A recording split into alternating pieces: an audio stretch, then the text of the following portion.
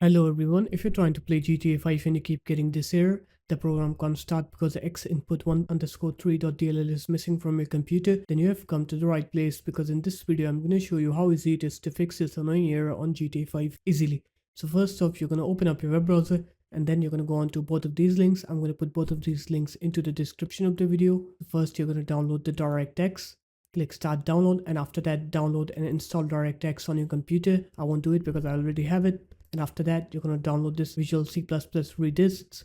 So just download all of these softwares, and once all of them are downloaded you're going to go ahead and install them on your computer. I won't do them because I already have them. And once you're done with downloading and installing all of them, now you're going to go ahead and restart your computer.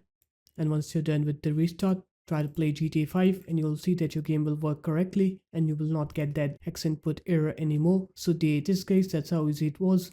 If you guys found this video helpful, make sure to leave a like, comment and subscribe to the channel, and I'll see you in my next video. Peace.